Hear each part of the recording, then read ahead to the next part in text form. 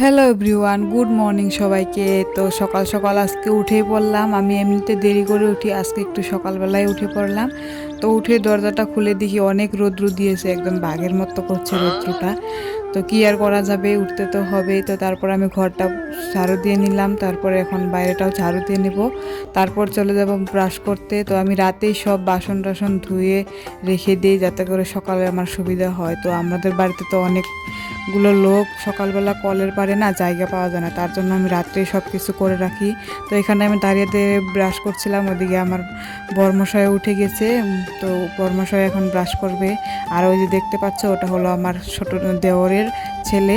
তো ওর কিন্তু দুটো ছেলে যমজ হয়েছে, তোমরা দেখতে পাও মাঝে মাঝে আমার ভিডিওতে। তো মুখটা ধুয়ে নিলাম। মুখটা ধোয়ার পরে এখন দেখো, তোমাদেরকে দেখাচ্ছি কি রৌদ্র উঠেছে, কি পরিমাণে এত সকাল সকালে। এই রৌদ্রের মধ্যে কি আর কাজ করা যায়? তারপর আমি বাসি কাপড়টা ছেড়ে নিলাম। এদিকে দুধ গরম বসিয়ে দিয়েছি, জল গরম বসিয়ে দিয়েছি, যেহেতু সকালবেলা আমি একটু গরম জল খাই, আর আমার বর কিন্তু সব সময় গরম জল খায়। এদিকে আমার ছেলে এখনও উঠেইনি, ওকে উঠাচ্ছিলাম টেনে টেনে। ও না সকালবেলা উঠতেই চায় না, ওকে সব দিন টেনে টেনে উঠাতে হয়। তো ছেলেকে ফ্রেশ ট্রেশ করিয়ে দিয়ে এখানে একটু জল খেতে বসে পড়লাম। আর ওই যে বলেছিলাম আমার দুই ভাস্তের কথা, দেওরের ছেলে, তো ওদের দুজনের সাথে আমার ছেলেও খেলা করছিল। তো আমরা একটু বসেছিলাম, ওদের সাথে কথা বললাম। তারপর ছেলেকে একটু পড়াতে বসালাম। ও না পড়তে চায় না, জানো, একদম পড়তে চায় না।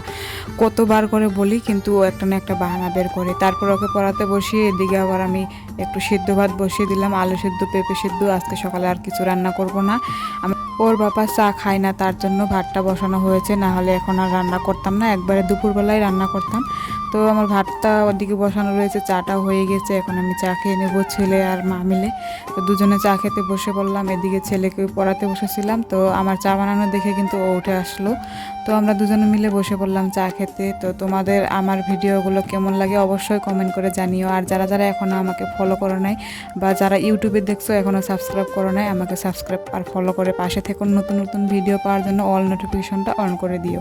তো তারপর চাটা খাওয়ার পর ওদিকে ছেলেকে বসিয়ে রেখে আমি এখানে এসেছি কাপড় ধুয়ে। আমাদের বাড়িতে একবারে রৌদ্র ছায়া জায়গা একটুও নেই। তো আমার কাপড়গুলো ধোয়া হয়ে গিয়েছে, এখন আমি মেলে দিব রোদ্রে। ওগুলো শুকা দিয়ে হয়ে গেছে, এখন ওর বাবাকে ভাত দিয়ে দিব, ওকে খাওয়িয়ে দিব, যেহেতু স্কুলে যাওয়ার সময় হয়ে গেছে। আমার এই সময়টা খুব তাড়াহুড়ো থাকে। ওকে ভাত টাত খাওয়িয়ে এখন রেডি করে দিচ্ছি। ও যাবে ওর কাকির ঘরে, ওর ভাই দুটো একসঙ্গে স্কুলে যাবে ওরা। তো ওর কাকির ঘর থেকে ওর ভাইকে নিয়ে এখন চলে গেল, ওর ঠাম্মি ওদেরকে দিতে যাবে। তো এটা হলো ওদের স্কুল। কেমন লাগছে ভিডিওটা অবশ্যই কমেন্ট করে জানিও। আর সম্পূর্ণ ভিডিওটা দেখার জন্য অনেক অনেক ধন্যবাদ। আজকের জন্য এইটুকুই, দেখা হচ্ছে নেক্সট ভিডিওতে। টাটা।